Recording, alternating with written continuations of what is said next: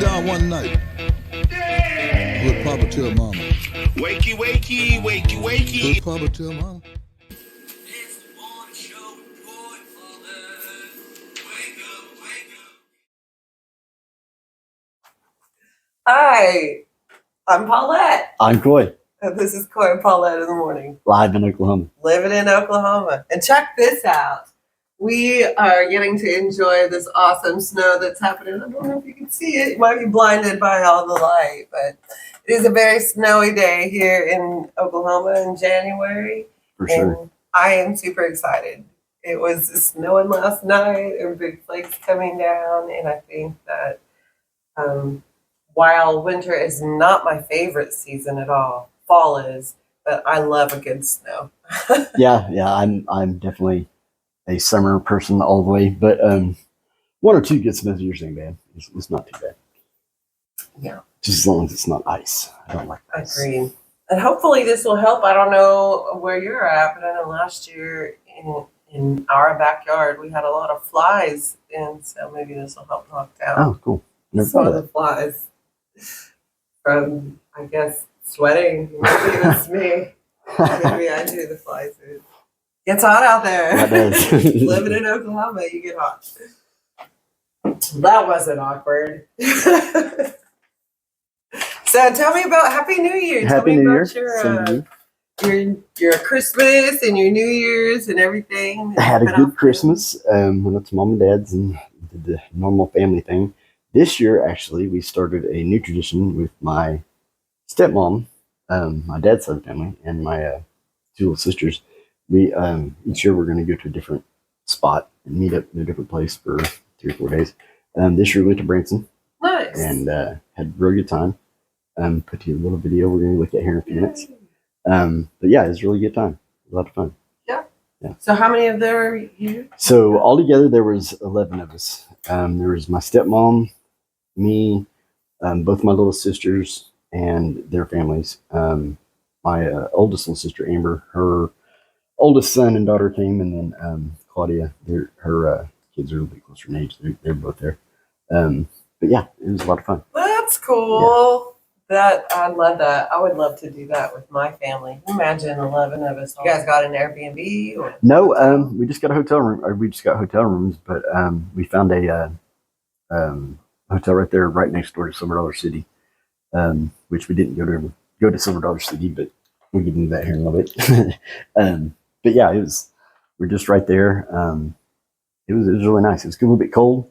First couple of days was all right, but the last couple of days, man, it was pretty cold. So it definitely narrowed our choices on what we were doing that day for sure.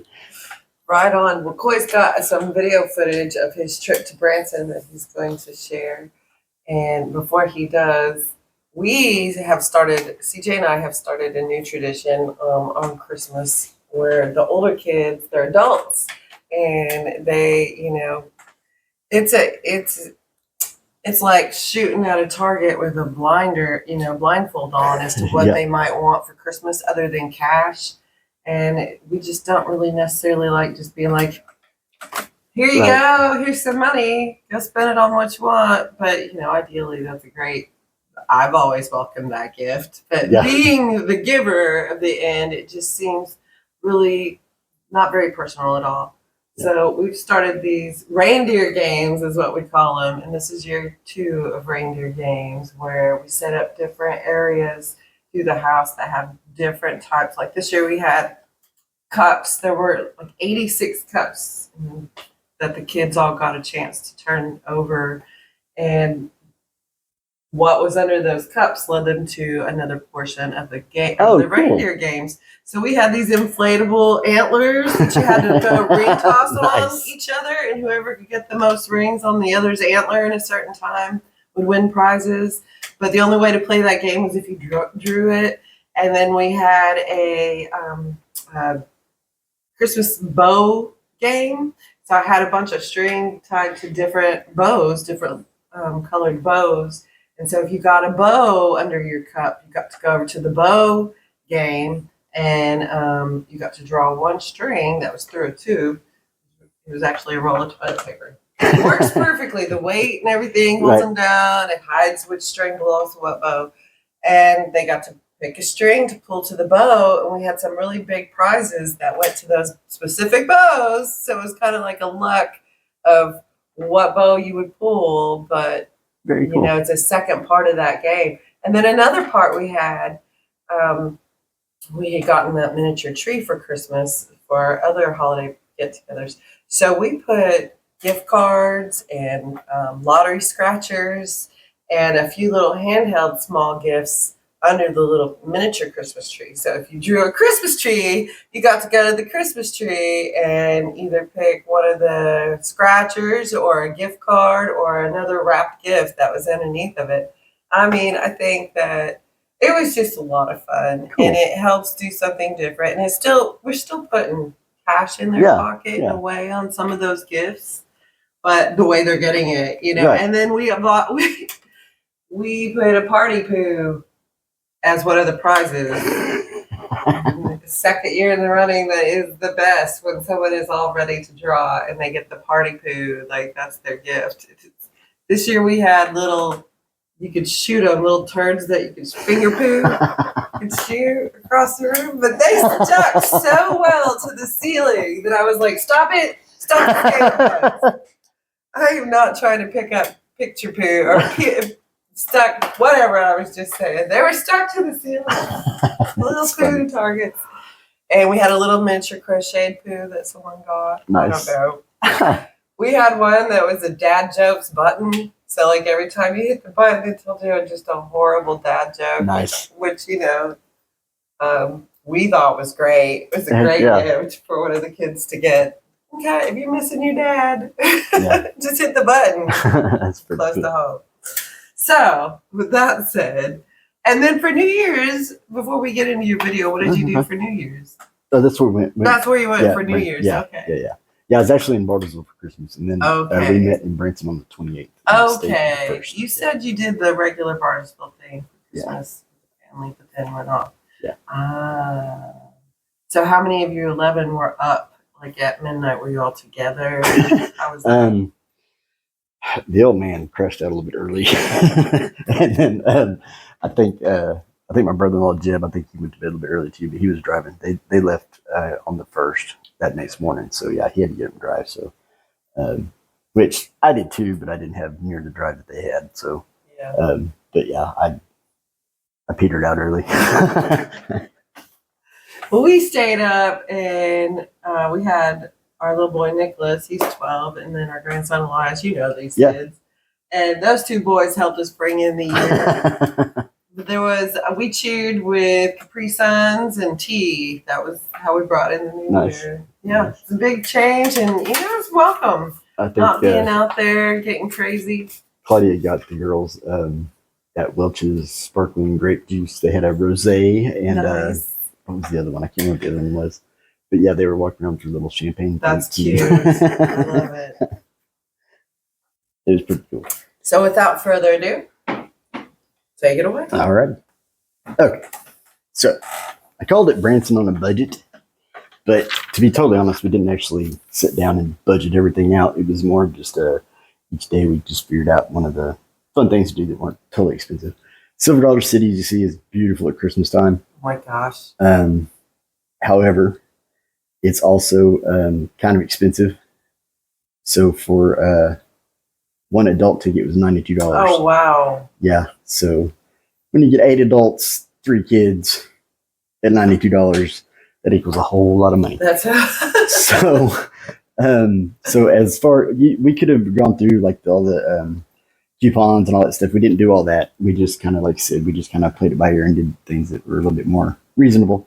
This is the hotel we stayed at. Real nice hotel. This does not include the hotel costs. Right. And this was like next door, like right next door to Silver Dollar City. Ooh. Did you swim? Yeah. The first day we went down the Runaway Mountain Coaster. This thing is really cool. Oh, wow. So it's a little 1 or 2 seater thing here. Now it is pretty fast. So yeah, it's not devised to take your phone. So I didn't get any personal video. So this is all like B stock footage stuff. But this is the actual thing going up the side of the hill. It takes about 5 minutes from the bottom to the top. And it's just like a little roller coaster, little 1-man or 2-person roller coaster. And you get up to the top here, and as you go past this fella right here, you put your handles all the way down and just go. Pulling back for brakes, but there's other people on the track, but they're far spaced out enough that you really don't have any. Oh wow! Yeah. So you're on a one-man roller coaster. Yeah, and that was probably about the highest point right there, probably about the fastest point. It does get going pretty fast. There was a couple times that I had to slow. Well, I probably didn't have to, but I did slow down a little bit. This is the next thing we did. This was in downtown Branson. There's actually 4 things in one. They had the Wax Museum, Mirror Maze, and then a 4D theater. Really? And miniature golf. It's an interactive, so you could actually take pictures with the with some of the wax models, wax people and stuff. Very lifelike, yeah. A lot of them were pretty good. Some of them didn't look anything like who they were supposed to be, though. It was kind of weird. Yeah, some of them looked spot on. Of course, the horror section, everybody always loves it. Those would probably just creep me out the most. And then we went to the toy museum. This is really cool. It was actually like 4 or 5 museums all together. Any kind of toy you could think of. It was really neat. Some made me feel a little bit old sometimes seeing some of the toys that I used to play with and stuff. But they've got everything from way back in the 1800s to modern day toys. They got one section was all the Star Wars, one was all G.I. Joe. It was all really cool for us nerds. They also had a BB gun museum. That was a double barrel BB gun. I've never seen a double barrel. Then they had a whole room dedicated to trains and stuff too. Had a few of them set up and ran. A lot of fun. I was recently watching the Antiques Roadshow UK, and trains going for quite a bit of money for. Oh, yeah. We also took a trip to Fantastic Caverns. Ooh. This was pretty cool. I hadn't been there since I was a kid. Pretty interesting, obviously. Really good tour. It was probably about half an hour, 45 minutes, maybe not quite that long. It was about, I think it was just under $20 a person. So I mean, it was real reasonable. Not bad. No. There was one little bat. They only have like a certain species of bat in here, honestly, which is kind of crazy. I was figuring there'd be bats and stuff, but it's like one little bitty thing he's not moving. Oh. They actually, back in the 20s, there was a spot down there. They called it the concert hall, and it was actually natural formations or whatever, but it made almost a natural stage, and they actually had famous people for the time coming in and actually putting on concerts down there. Cool. Yeah. The acoustics down there would have been amazing. Mm-hmm.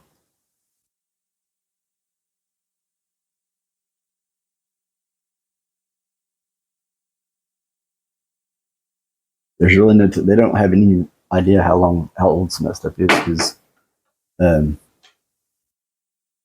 It's a shopping center. yeah, this is one day we went pretty much just did a little bit of shopping. There's 2 different areas. There's the downtown area, which has got some of like the old like the Five and Dimes and some of the older stores. That's cool. And then they've also got like the more little mall area that's got like the Bass Pro Shop and some of the outlet stores and some of the restaurants, like the Guy Fieri restaurant. Okay. Yeah. Very cool. And like I said, we didn't necessarily budget, but I mean, we just kind of watched what we spent, and I mean, we had a lot of fun. We didn't do, like I said, Silver Dollar City or the Dolly Parton Stampede just because there were so many of us, and it would have been outrageous trying to get everybody in there and stuff. So the price that you paid, the $92, what did that cover? Oh, that was to get into Silver Dollar City, and we didn't go to Silver Dollar City. That's why we didn't go. 'Cause that was $92 per person. Okay. That wasn't like any kind of a package deal or anything. That was every adult was $92. Okay. Yeah. So. So we didn't go to Silver Dollar City, but we were close enough we could hear the train every night. See, I'm real confused then. I guess I thought that Branson and Silver Dollar City were all one and the same. So like, No. like. Yeah. So Silver Dollar City is like its own amusement park. Okay. So it's kind of like, and they were asking what it was because I haven't been over there since I was a kid. But they were kind of asking what it was because none of them had ever been there at all. And I was and the way I explained it was like Renaissance fair, only it's set in the like late 1800s Okay. instead of like the 1600s or whatever. So they all walk around in like the 1800s outfits and stuff. They've got like some of the actual like glass blowing stuff like that over Really? there. They've got like some oh, what's the good grief, blacksmith stuff, that kind of thing. Okay. Yeah, that kind of- All right. Yeah, I thought once you got into Branson and all the sparkly lights everywhere, like there is just that is the silver dollar city that Right. you're going Right. experience that you're getting. Now, So Silver there's an City's- actual Right. Silver City's a little bit outside of town, and then Branson itself, that's where they have all like the Yakov Smirnoff. Yeah. That's where all that stuff is. yeah, Actually in the wax in- museum. Yeah, that's actually and- in Branson itself. Yeah, that's what I thought was encompassing of Right. Silver Dollar Right. City. So it's good to know there's a theme park. Yeah. And I'm gonna have to take the kids to it. We need to do something here in Oklahoma. We need to go somewhere that highlights something like that in Oklahoma. Yeah. I guess it would be Frontier City, wouldn't it? Would be the Probably the equivalent. closest, yeah. No confusion there. I know that's a theme park. I also know it's separate of Oklahoma City, unlike Branson and Silver Dollar. So yeah, very cool.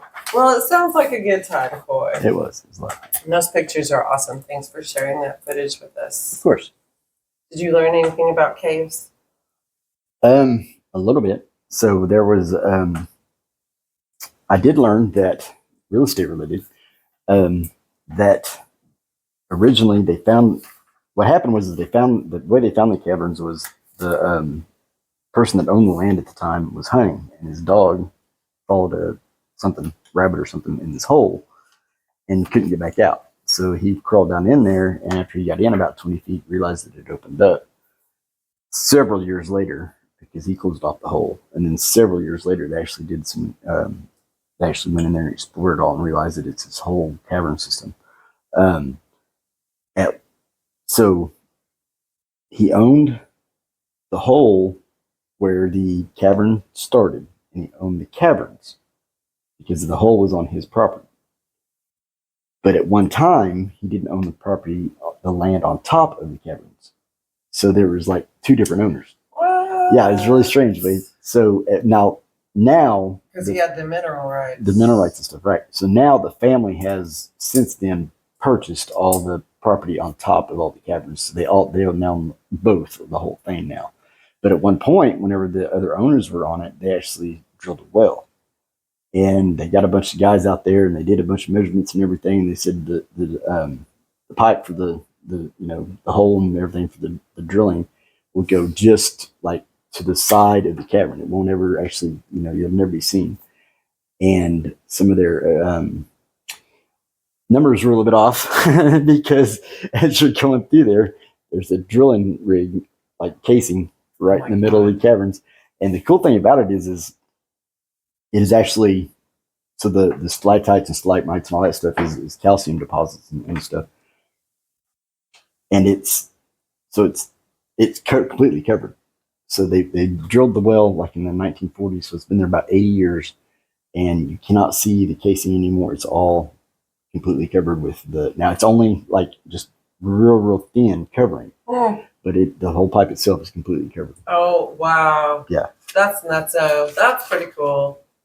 Yeah, very neat. I learned what the difference between fauna and flora the last time that CJ and I went to a cave. Oh yeah. Yeah, back in October, I took him spelunking. And yeah, figured it out. If you want to know what the difference is, hit us up. We'll tell you. Cool. So, moving on. All right. So what are we talking about now? So I think we need to talk about some Wooler Rock in our lives. Cool. Now, But- why would we be talking about Wolf Rock? Well, I think that's because we have some more footage coming in future times about Wooler Rock. Yay! We love Wooler Rock. Yes, me too. Pop quiz. I mean, I know the answer. I'm assuming you know the answer. But what is the name Wooler Rock? woods, lakes, and rocks. I wrote that down earlier. Yeah, it was supposed to be the name he had given his the lodge there, but everybody just kept calling it Woolarock when they come out. That the whole place just took ownership of that. It's a fun fact that not a lot of people know about the portmanteau of the name of that. Right, Mhm. right.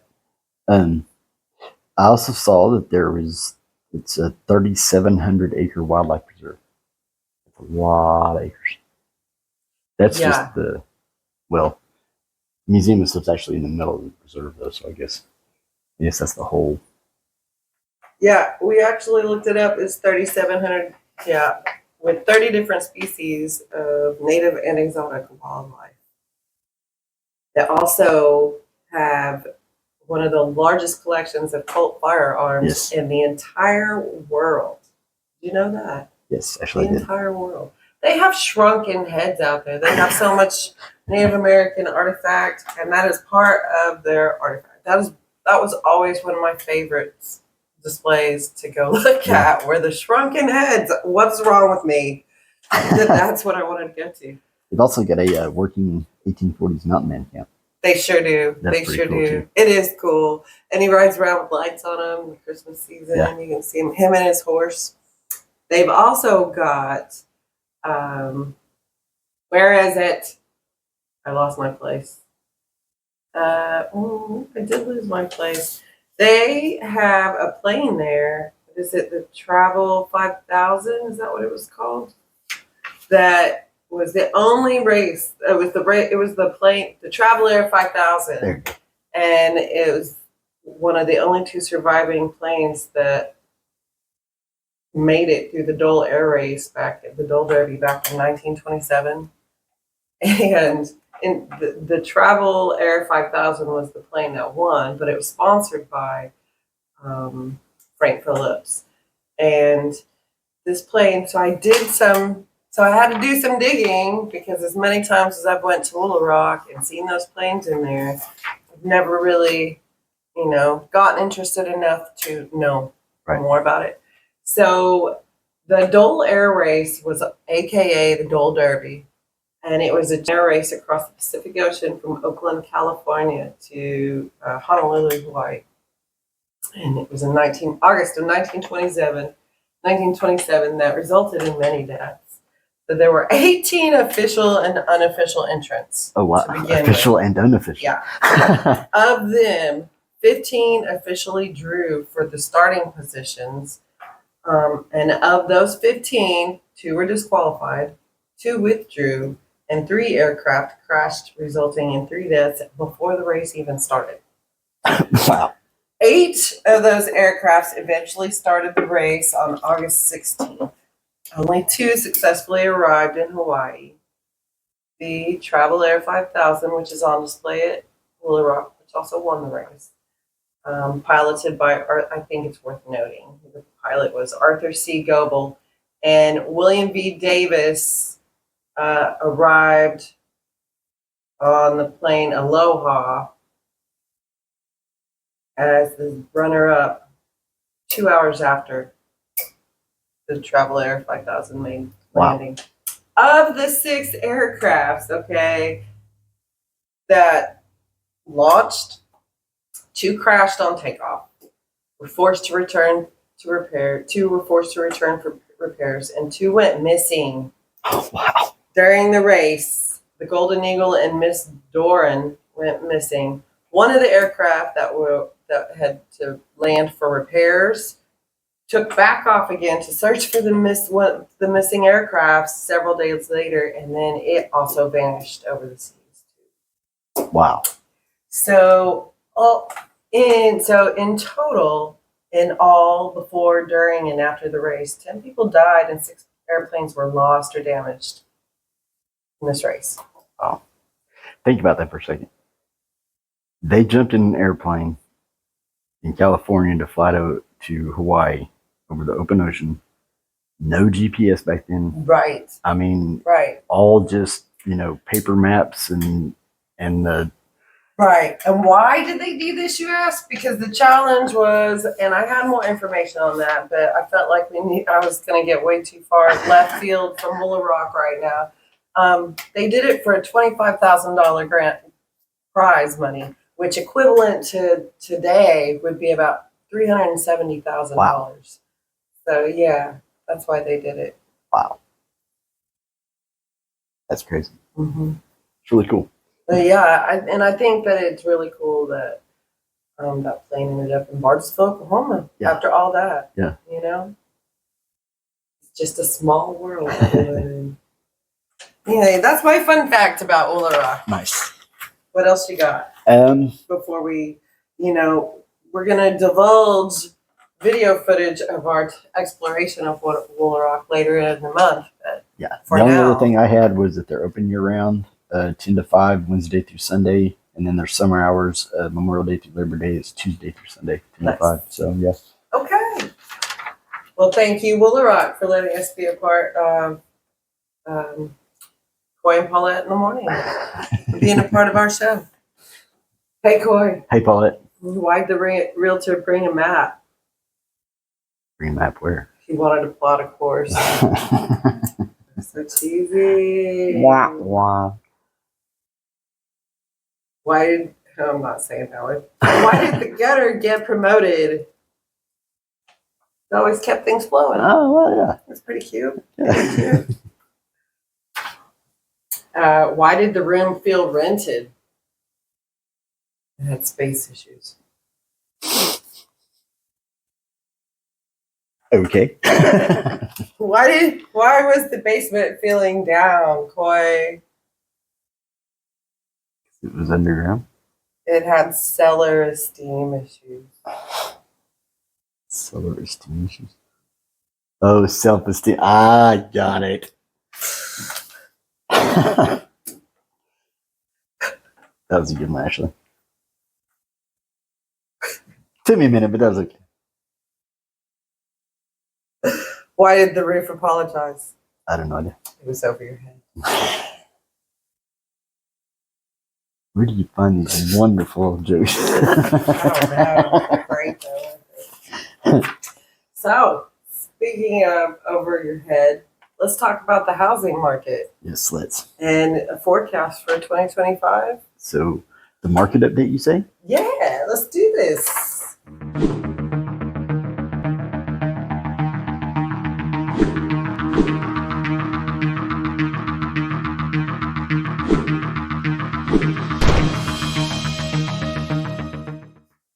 I like it. What you got? Well, I was looking at just a couple different things. Everything I'm seeing, everything, we might get a little bit of a bump here at the first of the year after the election because that craziness is all over finally and everything. For sure. So there might be a little bit of a bump, but they're just expecting things to pretty much just stay about like they were last year. I mean, pretty much steady, maybe a little bit of growth. And as far as mortgage rates, the forecast for that, I saw two different things. One was predicted to remain around 6%, some possible fluctuations. They said 5 to 7%. But CBS News, US News, NerdWallet, Fannie Mae, they all say almost the exact same wording. Rates are expected to mildly decrease, but not a significant amount, probably not going below 6%. Right. That's what I had read Yeah, too. so- Yep. But running somewhere between it, it's gonna run up and down. Yeah, it is going to fluctuate for sure. But And that's to be expected. But it's something, if you're a buyer out there and you've been holding off waiting for the stability of the market from the election, now is the best time that you could get out there to buy For sure. because, the expectancy is that the homes are going to go up in value about 3 to 4% in some areas and up to 6% in other areas. Yeah. So I wouldn't wait for that increase. I would jump in now so that way you can be a part of that increase on your home equity. right. And here's the other thing: if you're thinking that 6% is still a little too high, and you still want to wait for it to come down, give us a call because we can show you how much you're actually, with your paying rent each month and everything, how much you're actually spending to where you could be putting it towards the house now, even with the rates around 6%. And we show you how you're not actually saving a whole lot by waiting. In fact, it actually might be detrimental, more Right. detrimental to wait. So Right. give us a call. Sure.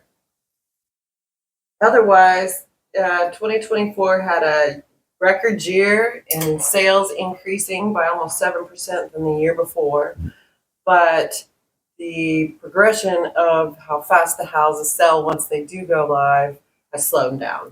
So while there still is a market out there with the houses selling at great prices, it's taking longer for them to sell. Right. Some of it was the election. Some of it has been the weather now and the holidays. So hopefully, come January, we'll see a little bit of a pickup in pace along the border. Well, it's also it's balanced out a little bit. It's not as much of a seller's or buyer's market now. It's a little bit more balanced. Right. So you are going to have a little bit more time of people making decisions, taking a little bit more longer to make a decision instead of just jumping on it because it is a seller's market or a buyer's market. Right. So yeah.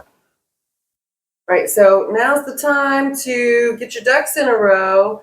And while we're talking about interest rates and housing and cost of living, basically, this would be a great time to hear a quick message from one of our resources. Carol?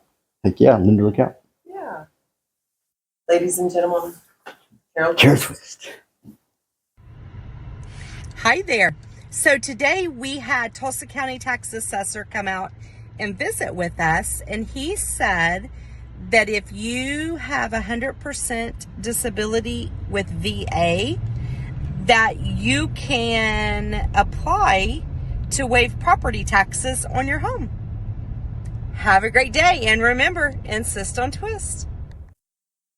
Carol Twist with AMC Mortgage always comes through with some great information, doesn't Thank you, she? man. You rock. Hey, I also had some footage to follow up with on what Carol had shared with us. I'm just trying to find it. I think it's this last piece of paper right here. Well, of course. So she talked a little bit about VA home loans and if you're 100% disabled, you could be tax exempt. Mm-hmm. And I looked up some VA home loans just to get a little bit more information about them. And there are 3 types of home loans that you can get through VA financing. So, but there are also several different grants out there for specialty adapted housing. Saw that. And then special home adaptation. Those are 2. So there's an SHA, special home adaptation, or specialty home adaptation, and then SAH, specially adapted housing. That if eligible, you could get some grants to help adapt your house to your disabilities. So you should definitely check into those. Not only are disabled veterans may be eligible for those grants, but they may be eligible for a funding fee exemption, which you could save money on your VA loan with that. Disabled veterans may also have their federal student loans discharged through the total and permanent disability. So TPD for short, total and permanent disability. Veterans rated 100% disabled by the VA may be able to have their federal student loans discharged. If you know anyone that is a veteran that has been rendered 100% disabled, they should check. And if they have student loans, they should have that checked into. Yeah. VA loans features no down payment required, competitively low interest rates, and limited closing costs, and no need for private mortgage insurance. And that's awesome. Right. Awesome. I also saw that they don't have prepayment penalties, so you can make additional payments or higher payments than your minimum that actually will help you pay it off quicker and avoid some of the interest rate or Very some interest. nice. I saw the grants for the modifications. You can actually use the VA benefits multiple times. It is an assumable loan, which is, if you're thinking about going that direction, give one of us a call, because it is a good thing, can be a good thing, it can work, but there are also some risks and stuff involved. So you just need to know all the facts before you just make a decision to take on an assumable loan. But they are there and they are available. And then veterans, service members, and surviving spouses of service members are eligible for the VA loan. That's right. So, if you have more questions about VA home loans, reach out to Miss Carol Twist or to Coy or myself, and we'll get you those answers. Hey, so that's not a good joke. Why did the driveway always feel stepped on? It was always taken for granted.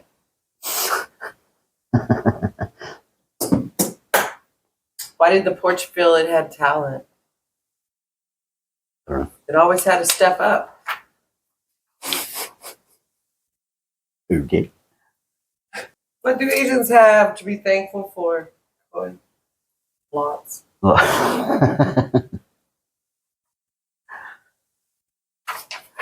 This is bad. Yeah. They're not that funny, but they're great.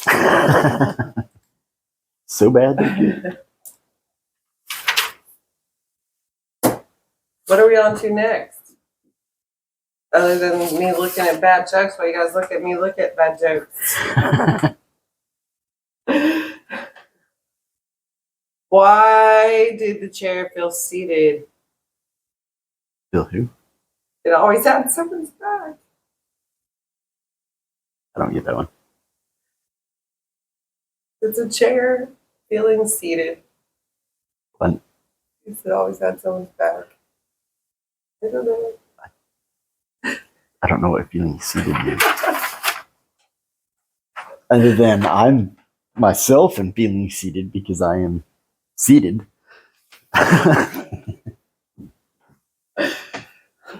These are really bad. Why did the freezer feel cold? It was always icy.